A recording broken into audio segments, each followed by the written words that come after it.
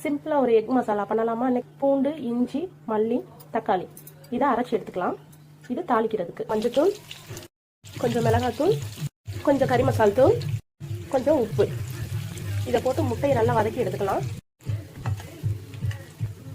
இப்போ இதை தனியாக எடுத்து வச்சிடலாம். தாளிக்கிறதுக்கு பட்டை, கிராம்பு, ஒரு ஏலக்காய், ஒரு அன்னாச்சி போட்டு தாளிச்சிடலாம். இதில் வெங்காயம் போட்டு வதக்கிடலாம். இதில் நம்ம அரைச்சி வச்ச தக்காளி, இஞ்சி, பூண்டு, கொத்தமல்லி எல்லாம் அரைச்சி வச்சோம்னா அதை சேர்த்து வதக்கிடலாம். இது நல்லா வதங்கணும்.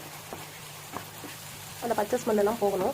இது நல்லா வதங்கிடுச்சு. ஸ்பூன் மிளகாய் பொடி, கொஞ்சம் மஞ்சத்தூள், கொஞ்சம் மல்லித்தூள், கறி மசால் தூள், தண்ணி ஊற்றி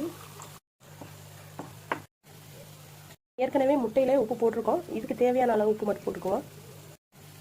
இப்போ கிரேவிக்கு தேவையான அளவு தண்ணி. இப்போ நல்லா கலந்து விட்டுறலாம். எண்ணெய் நல்லா பிரிஞ்சு வந்துடுச்சு.